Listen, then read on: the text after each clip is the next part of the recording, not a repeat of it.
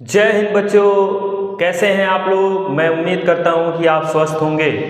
आज हम class 9th math का एनसीईआरटी एक्सरसाइज 1.3 का पार्ट 3 बताने वाले हैं। क्वेश्चन नंबर 3 तक हम लोगों ने कवर किया था। आज हम क्वेश्चन नंबर 4 से शुरू करेंगे। क्वेश्चन नंबर 4 जो है क्वेश्चन नंबर 3 से मैचिंग करता है। क्वेश्चन नंबर 4 क्या कहता है जी, कह रहा है 0.999 डैश डैश डैश को P/Q के रूप में आपको प्रदर्शित करना है।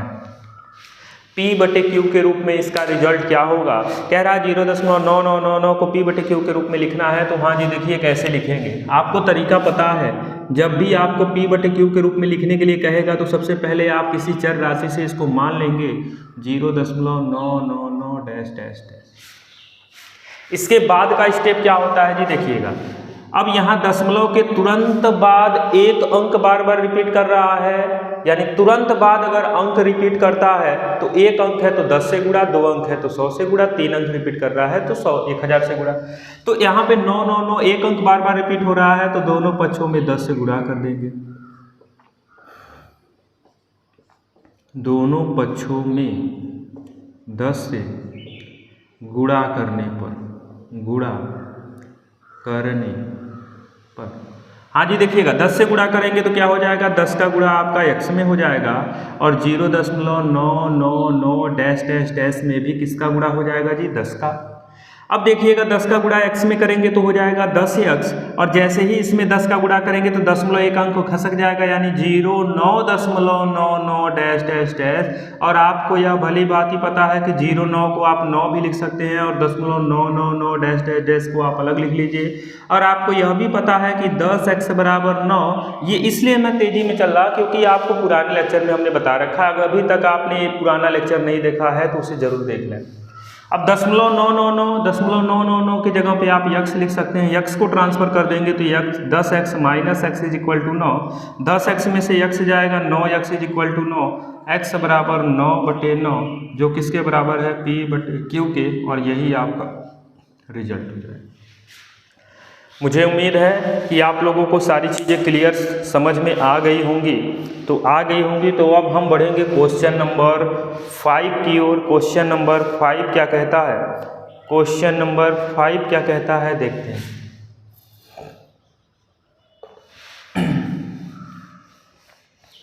अगर आप नोट नहीं कर पा रहे हैं तो वहाँ पर पॉज करके या स्क्रीनशॉट ले लीजिए, फिर उसके बाद उसको नोट करके फिर आप आगे की तरफ बढ़ सकते हैं, ठीक है ना।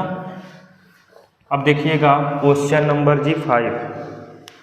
क्वेश्चन नंबर 5 क्या कहता है, कह रहा है 1/17 के दशमलव प्रसार में अंकों के पुनरावृत्ति खंड में अंकों की अधिकतम संख्या क्या हो सकती है। अपने उत्तर की जांच करने के लिए विभाजन क्रिया अपनाइए।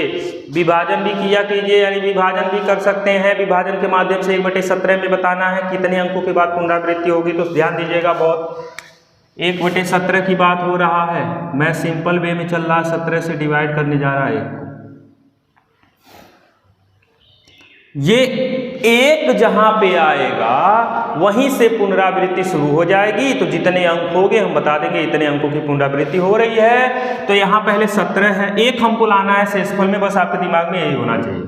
अब यहाँ अगर आप दशमलव लगाते हैं तो 1 0 बढ़ेगा, तो क्या 17 से 10 भाग जाएगा जी, नहीं जाएगा। तो आपको 1 0 और बढ़ाना है तो 0 लगा के।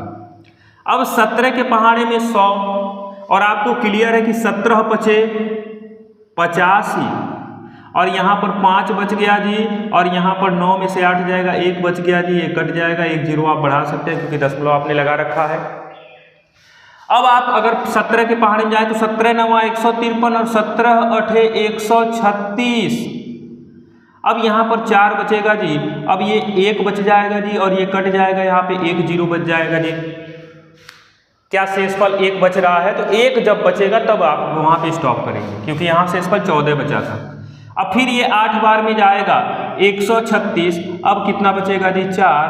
क्या शेषफल 1 बच गया, नहीं। 1 जब बचेगा तो हमको स्टॉप होना है तो 1 0 बढ़ा लेंगे। 17 दूना 34, कितना बच गया जी, 6, 1 0 बढ़ा लीजिए। 17 तिया 51, कितना बच गया जी, 9, 1 0 बढ़ा देंगे। 17 पचे 85, कितना बच गया जी, 5, कैंसिल कर देंगे। इसी तरह आप बढ़ते जाएंगे, 17 दूना 34, कितना बच गया जी 6 और 1 0 बढ़ जाएगा। 17 नवा 153, 7 बच गया जी, अब यहाँ पे 1 0 बढ़ा देंगे और 17 चौके 68, 2 बच गया जी, 1 0 बढ़ा देंगे। 17 एकम 17, 3 बच गया जी, 1 0 बढ़ा देंगे। 17 एकम 17, यहाँ पर आपके पास बच गया 3 और यहाँ पर 1 0 बढ़ा देंगे और 17 सते 119, यहाँ पर कितना बच गया 1, यहाँ पर बच गया 1, इसे कैंसिल कर देंगे, 1 0 आपका यहाँ पे आ जाएगा। फिर 17 के पहाड़े में 17 छके 102, 8 बच गया, 1 0 बढ़ा देंगे। 17 चौके 68, 2 1 और 17 सते 119, कितना बच गया 1, यही 1 तो चाहिए था, यहीं पे आप स्टॉप कर देंगे क्योंकि अब यहाँ पे इसके ऊपर क्या लग जाएगा 12।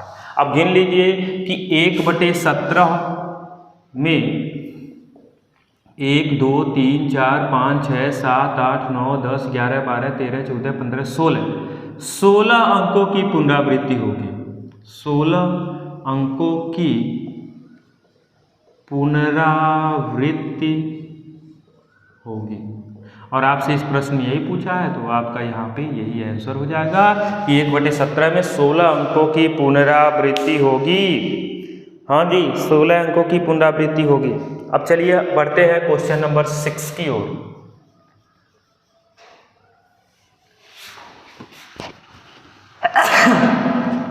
देखिएगा क्वेश्चन नंबर 6 क्या कहता है।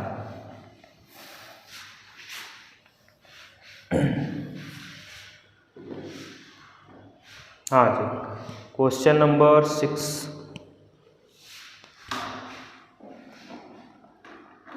मार्कर पास में ही है, मैं उधर क्वेश्चन नंबर 6, क्वेश्चन नंबर 6 कुछ है ही नहीं, बस इसको आप समझेंगे सिंपल वे में। कह रहा है P/Q के रूप में या ली गई परमिशन है, ठीक है। उदाहरण लीजिए जहां P और Q है जिनका एक के अतिरिक्त कोई उभयनिष्ठ न हो और वह शांत दशमलव होना चाहिए, शांत दशमलव भी होना चाहिए और एक के अतिरिक्त उभयनिष्ठ भी नहीं होना चाहिए। आपसे कह रहा है शांत दशमलव होना चाहिए और एक के अतिरिक्त कोई उभयनिष्ठ नहीं, तो मान लीजिए 1/2, क्या उभयनिष्ठ एक के अतिरिक्त कुछ है नहीं, 2/5, 3/4, 4 आप ले सकते हैं 25 ETC, ठीक है। आपका यही सीक्वेंस, बस उदाहरण हमने कुछ ले लिया जो शांत दशमलव, कैसे शांत दशमलव है। अब आप इसको अगर आप शांत दशमलव बदलें तो 2 से आप 1 को भाग देंगे तो 0.5 आएगा। इसको आप भाग दें तो 5 से 5 चौके 20 आएगा। इससे अगर आप भाग देने जाते हैं तो 4 सते 28 और 4 पचे 20 आएगा, ठीक है जी। इसको अगर आप भाग देने जाते हैं तो आपको क्या मिलेगा जी, 25 एकम 25, 25 एकम 25 15 और 25 छक्के 150। इस तरह से आपका हमने दशमलव प्रसार भी लिख दिया, दशमलव प्रसार भी हमने लिख दिया और शांत दशमलव है लिख दिया और एक के अतिरिक्त कोई उभयनिष्ठ नहीं है, ये उदाहरण भी है। अब आगे क्या कहता है, कह रहा है कि आप अनुमान लगा सकते हैं कि Q को कौन सा गुण लागू कर रहा है। अच्छा, आप यहाँ पे देखिएगा कि जो P/Q हमने लिखा है वो सभी के सभी 1/2 है या 2/5 हैं या 3/4 हैं या 4/25। तो जो भी Q है उस पर फोकस करना है, यानी 2, 5, 4, 25। आपको बता दें कि Q का जो गुण है वो क्या होना चाहिए, किसके लिए, शांत दशमलव के लिए। शांत दशमलव के लिए जो Q का गुण होना चाहिए वो 2 के पावर n या 5 के पावर n के मल्टीप्लाई के रूप का होना चाहिए। देखिए ये 2 है, यानी 2 और 5 के अतिरिक्त कोई भी नंबर नहीं होना चाहिए अगर आपको शांत दशमलव चाहिए। और Q का गुण आपको बताना है, Q का गुण जो है 2 के पावर n 5 के पावर n का है। ये देखिए 2, ये 5, ये 2 का वर्ग 2 के पावर n हो गया, ये 5 का वर्ग। आप चाहें तो यहाँ बटे में एक उदाहरण और ले सकते हैं, 7/100 यहाँ पर आप देखिए ये 100 को आप लिख सकते हैं 2 के घाते 2 और 5 के घाते 2, 25 चौक के 100, तो ये 2 5 के रूप का हो गया। तो कहने का मतलब है अगर Q के स्थान पे 2 और 5 का मल्टीपल आता है तो आप कह सकते हैं कि Q का जो गुण होगा 2 की पावर n 5 की पावर n के रूप का होगा और वह केवल और केवल क्या होगा, शांत दशमलव होगा। बस इस प्रश्न में यही था और कुछ ज़्यादा था नहीं। अब हम बढ़ेंगे नेक्स्ट क्वेश्चन की ओर, क्वेश्चन नंबर 7। क्वेश्चन नंबर 7 क्या कहता है? क्वेश्चन नंबर 7 क्या कहता है? चलिए भाई उसको देख लेते हैं जी, क्या कहता है क्वेश्चन नंबर 7। क्वेश्चन नंबर 7 जी बहुत आसान है। क्वेश्चन नंबर 7 जी बहुत आसान है। कह रहा है ऐसी 3 संख्याएं बताइए जिसका दशमलव प्रसार अनवशानी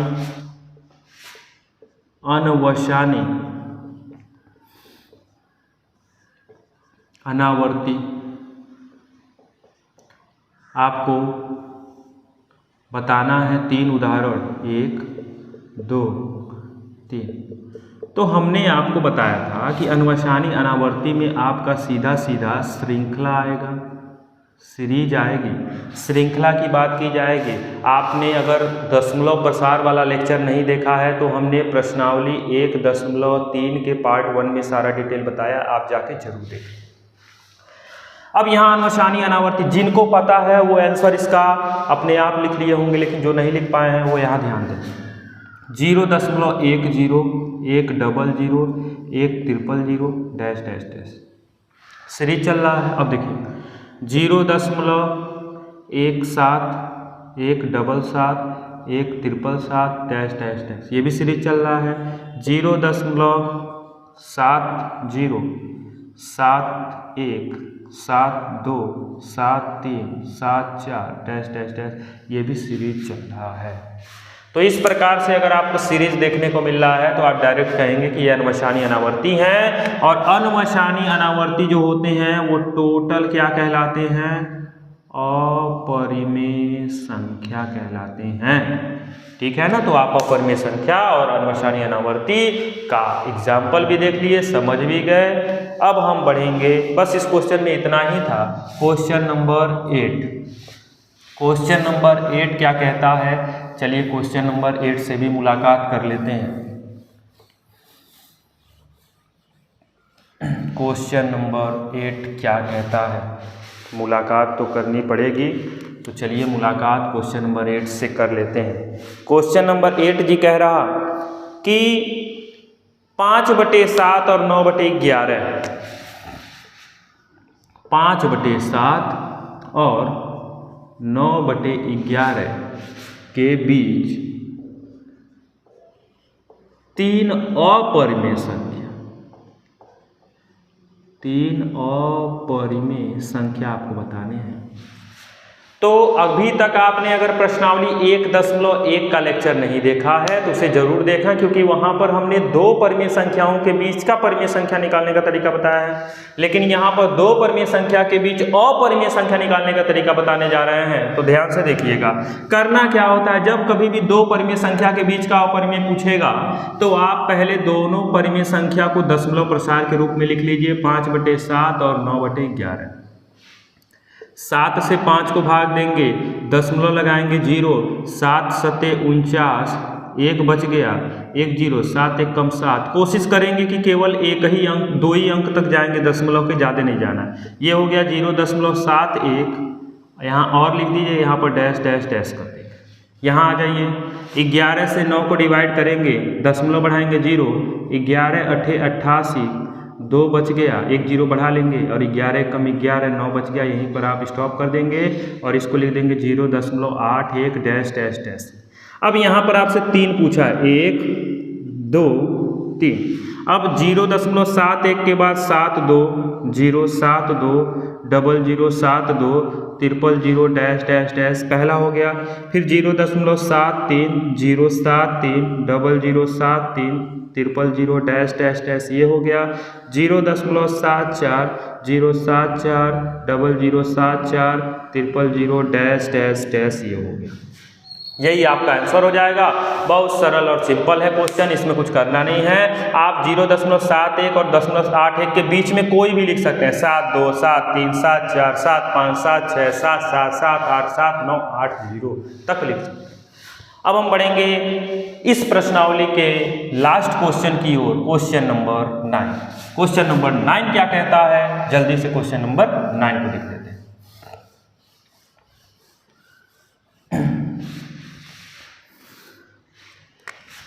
क्वेश्चन नंबर 9 बहुत जबरदस्त क्वेश्चन ये हो सकता है। कह रहा है बताइए कि निम्नलिखित में से कौन संख्या परिमेय है और कौन अपरिमेय है। 4 दिया है, बिल्कुल बताएंगे जी, क्यों नहीं बताएंगे। करड़ी में 23, दूसरा दिया है करड़ी में 225, तीसरा दिया है 0.3796 और चौथा दिया है जी 7.478, 478, 478 डैश डैश डैश। आपको बताना है जी कि कौन परिमेय है कौन अपरिमेय। यहाँ मैं एक छोटा सा चीज़ लिखना चाह रहा हूँ, क्योंकि अगर आपको याद है तो ठीक है, नहीं याद है तो फिर क्लियर कर लीजिए। परिमेय संख्या और अपरिमेय संख्या दशमलव प्रसार के रूप में है। तो हमने बताया था आपको कि अगर शांत दशमलव या फिर अशांत दशमलव के रूप में लिखा है तो वो आपका केवल और केवल होगा अपरिमेय संख्या। और अगर अनवशानी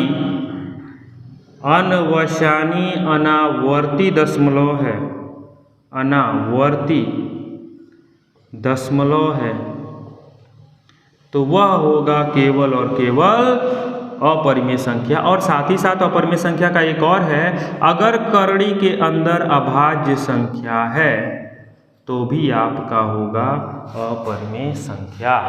तो जब करड़ी वाला है तो सिर्फ और सिर्फ अभाज्य देखना है, अभाज्य नहीं है तो फिर वहाँ पे थोड़ा सा देखना पड़ेगा। क्लियर। देखिए 23 आपने जैसे देखा तुरंत क्या मिला कि ये 23 अभाज्य संख्या है, और जब करड़ी में अभाज्य आ गया इसका मतलब यह हो गया अपरिमेय संख्या। करड़ी में 225, अभी तक आपने वर्गमूल वाला सीरीज नहीं देखा है, हमने वो वीडियो अपलोड कर रखा है बहुत पहले, उसे आप देख लेंगे तो आपको याद हो जाएगा 1 से 30 तक कितना आसान होता है वर्ग याद करना। और 225 जो है वो किसका वर्ग है, 15 का वर्ग है। तो 225 की जगह लिख सकते हैं 15 का वर्ग, और वर्ग जो होता है करड़ी को कैंसिल कर देता है तो आपका रिजल्ट 15। और जब कोई भी संख्या करड़ी से बाहर आ गई तो वो कहलाती है परिमेय संख्या, परिमेय संख्या। अब यहाँ पर देखिएगा दशमलव के बाद अगर अंक जो है रुक जाता है, ठहर जाता है, शांत हो जाता है तो वह शांत दशमलव कहलाता है। देखिए 4 अंक जाने के बाद रुक गया, इसका मतलब शेषफल 0 आ गया था। यह कौन सा दशमलव बता रहा है, शांत दशमलव को बता रहा है, और शांत दशमलव का मतलब हो गया परिमेय संख्या। हमने सबसे पहले ही आपको नीचे बता रखा है यहाँ पे। अब यहाँ पर देखिएगा 7.478, 478 मतलब 478 यह रिपीट हो रहा है। और जब रिपीटेड यानी बार वाला आता है मतलब अशांत रुक नहीं रहा है, इसका मतलब जब अशांत है तो यह भी क्या होगा, अपरिमेय संख्या होगा। और ये कौन सा दशमलव प्रसार है, अशांत दशमलव प्रसार है। तो हमने पूरा आपको 1.3 में टोटल 3 पार्ट में कवर किया सारे क्वेश्चंस को। आई होप आपको सारी चीज़ें बेहतर तरीके से समझ में आई होंगी। आपको समझ में आ रही हैं तो वीडियो को देख रहे हैं तो लाइक तो बनता है, और साथ ही साथ चैनल को सब्सक्राइब नहीं किए हैं तो सब्सक्राइब भी करके रखेंगे। Thank you so much for watching my YouTube channel.